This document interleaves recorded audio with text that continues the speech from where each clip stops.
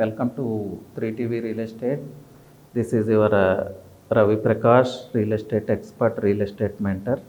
Anyway నేను ఈ మధ్య హైదరాబాద్ రియల్ ఎస్టేట్ మార్కెట్లో అంటే ఆఫ్టర్ పాండమిక్ ఫ్లాట్ పర్చేజ్లో అపార్ట్మెంట్స్ పర్చేజ్లో జరుగుతున్న మిస్టేక్స్ కొన్ని గమనించానండి. దీనివల్ల ఫ్యూచర్లో చాలా ప్రాబ్లమ్స్ క్రియేట్ అవుతున్నాయి. పాండమిక్ తర్వాత ఏమైందంటే అందరూ గేటెడ్ కమ్యూనిటీస్ని ఇష్టపడుతున్నారు. సో సేఫ్టీ అండ్ సెక్యూరిటీ ఉంటుంది అని గేటెడ్ కమ్యూనిటీస్ అన్నీ కూడా ఈ రోజున హై రైజ్ అపార్ట్మెంట్సే ఉన్నవి. 5 floors, 6 floors, 8 floors ఎక్కడా లేదు. And few builders are doing that, but most of the constructions are high rise towers. ఇక్కడ ఎక్కడ ప్రాబ్లం వస్తుందంటే ఒక బయ్యరు డైవర్ట్ అవుతున్నాడండి. అంటే క్వాలిటీ ఆఫ్ కన్స్ట్రక్షన్ ఎలా ఉంది, మీ వర్క్ ప్లేస్కి మీరు కొనే ప్రాపర్టీ ఎంత నియర్గా ఉంది అనే విషయాల్ని కన్సిడరేషన్లోకి తీసుకోకుండా ఎమ్యూనిటీస్ వైపు డైవర్ట్ అయిపోతున్నారు. అందరూ 70% ఓపెన్ స్పేస్ అంటారు. 70% open space what they mean అంటే మీకు తెలుసా? అండ్ ఫ్లాట్కి ఇచ్చే ఓపెన్ టు స్కైని కూడా వాళ్ళు కౌంట్ చేస్తారు. సో 70% ఓపెన్ స్పేస్ అంటే ఓకే, ఓపెన్ స్పేస్ ఉంటుంది, బట్ మీరు అనుకున్నంత అయితే ఉండదు. దానివల్ల మీకు వచ్చే బెనిఫిట్ కూడా ఏముండదు. కొంత ఓపెన్ స్పేస్ అయితే కావాలి వెంటిలేషన్ పర్పస్, బట్ బిల్డర్స్ చెప్పే 70% ఓపెన్ స్పేస్ అంటే ఆ క్యాలిక్యులేషన్సే చాలా డిఫరెంట్ ఉంటాయి. అలాగే లిఫ్ట్ సర్వీసెస్ అంటే ఇంత హై రైజ్ టవర్స్లో కూడా సర్వీస్ లిఫ్ట్స్ చాలా అపార్ట్మెంట్స్లో ఉండట్లేదు. ఈ మధ్య చూశాను నేను, నాకు తెలిసిన ఒక ఫ్రెండ్ 4th floorలో ఉంటాడు.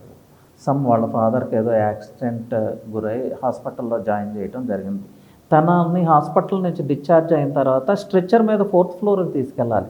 సర్వీస్ లిఫ్ట్ లేకుండా ఎలా తీసుకెళ్తారు మీరు ఊహించండి. ఆ స్ట్రెచ్చర్ మీద ఆ పర్సన్ని క్యారీ చేసుకుంటా 4th floorకి తీసుకెళ్ళటం అంటే not a joke. 1 crore, 1.5 crore flat purchase చేసి ఒక వ్యక్తికి ఆరోగ్యం బాగోపోతే తన స్ట్రెచ్చర్ మీద తీసుకెళ్ళటం ఏంటంటే, అంటే బేసిక్ ఎమ్యూనిటీస్ 100 ఎమ్యూనిటీస్ ఉన్నాయి, 70 ఎమ్యూనిటీస్ అని ఉన్నాయి. ఏం ఎమ్యూనిటీస్ ఉన్నట్లు? సో ఇదొకటి దృష్టిలో పెట్టుకోండి. సర్వీస్ లిఫ్ట్, లేకపోతే ఓల్డేజ్ పీపుల్కి సపరేట్ లిఫ్టో, పేషెంట్స్కి సపరేట్ లిఫ్టో అలాంటి అరేంజ్మెంట్స్ ఉండాలి. యాజ్ పర్ నామ్స్ హెలీప్యాడ్ ఉందంటారు. హెలీప్యాడ్ వచ్చి హెలికాప్టర్ వచ్చి మిమ్మల్ని తీసుకెళ్తుందా? అది ప్రాక్టికల్ కాదు కదా. అలాగే 2000 మందో 3000 మందో ఉండే గేటెడ్ కమ్యూనిటీలో ఒక్క స్విమ్మింగ్ పూల్ ఉంటుందండి. నిజంగా అందరూ యూజ్ చేస్తే అసలు ఆ స్విమ్మింగ్ పూల్ ఉంటుందా? నిజంగా మీకు యూజ్ అవుతుందా ఆ స్విమ్మింగ్ పూల్? అది దృష్టిలో పెట్టుకోండి. ఫంక్షన్ హాల్ అంటారు. ఫంక్షన్ హాల్ మనకు గేటెడ్ కమ్యూనిటీలో ఎందుకంటే అంటే ఉంటే మంచిదే, కానీ మీరు ఈ 2 yearsకో 3 yearsకో లేకపోతే 5 yearsకో 10 yearsకో ఒకసారి ఫంక్షన్ చేస్తారు. అలాంటి ఎమ్యూనిటీ మనకు కావాలంటారా? 10 yearsకి మీరు ఫంక్షన్ చేసేటప్పుడు ఏదో ఒక ఫంక్షన్ హాల్ బుక్ చేసుకుంటారు. యాక్చువల్గా గేటెడ్ కమ్యూనిటీస్లో ఫంక్షన్ హాల్స్ చాలా అంటే చాలా కాస్ట్లీ అండి. అది ఎలా అంటే బిల్డర్ హ్యాండ్ ఓవర్లో కన్స్ట్రక్షన్ ఉన్నప్పుడు ప్రైజెస్ చాలా తక్కువ ఉంటాయి. ఎందుకంటే వాళ్ళు బయర్స్ని అట్రాక్ట్ చేయటం కోసం ఈ ఫంక్షన్ హాల్ వాల్యూ ఇది, దీని పర్చేజ్ వాల్యూ ఇదని వాళ్ళు ఫిక్స్ చేస్తారు. అప్పుడు తక్కువే ఉంటాయి. కానీ once builder association hand over చేసి బిల్డర్ ఎప్పుడైతే బయటకు వెళ్ళిపోతాడో ప్రైజెస్ పెరగటం స్టార్ట్ అవుతాయి. ఎందుకంటే మెయింటెనెన్స్ ఛార్జెస్, చాలా హెవీ మెయింటెనెన్స్ ఛార్జెస్ ఉంటాయి.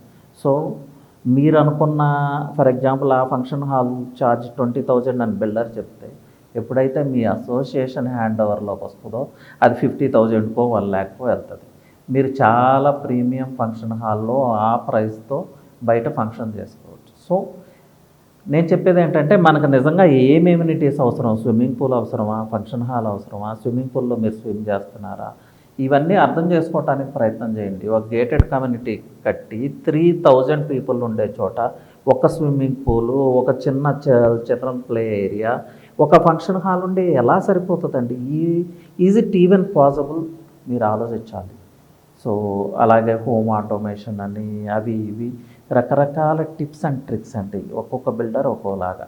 వాళ్ళని తప్పట్లేము, ఎందుకంటే మార్కెట్ అలా ఉంది. So to attract the buyer they do such kind of things.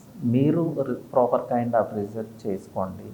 మీకు కావాల్సింది ఏంటనేది డిసైడ్ చేసుకున్న తర్వాత మీరు ఆ ఫ్లాట్ పర్చేజ్ చేసుకోండి. ఏం ఎమ్యూనిటీస్ కావాలనేది కూడా మీరు ముందు డిసైడ్ చేసుకోండి. అలాగే జిమ్ అని ఇలా రకరకాల ఫెసిలిటీస్, అంటే కొన్ని గేటెడ్ అమ్యూనిటీస్లో 200-300 ఎమ్యూనిటీస్ చెప్తా ఉన్నారు. 200-300 ఎమ్యూనిటీస్లో మనం యూజ్ చేసుకునే ఎమ్యూనిటీస్ 5 కూడా ఉండవు. సో ఆ ఎమ్యూనిటీస్ పేరుతో మీరు మనీ పే చేస్తా, దానికి మళ్ళీ లైఫ్ లాంగ్ మీరు ఆ అపార్ట్మెంట్లో ఉన్నంత వరకు మెయింటెనెన్స్ ఫీజు పే చేయాలి. అది గుర్తుపెట్టుకోండి. సో అపార్ట్మెంట్లో ఇన్వెస్ట్మెంట్ చేసే స్టైల్ మార్చుకోండి. నాట్ బేస్డ్ ఆన్ ఎమ్యూనిటీస్ అండి, మీ రిక్వైర్మెంట్స్ని బేస్ చేసుకొని ఇన్వెస్ట్మెంట్ చేయడానికి ట్రై చేయండి. దీనిలో ఎలాంటి గైడెన్స్ కావాలన్నా you can visit our 3TV office. We will have a 1-to-1 meeting. Anyway, thank you అండి. Have a great day.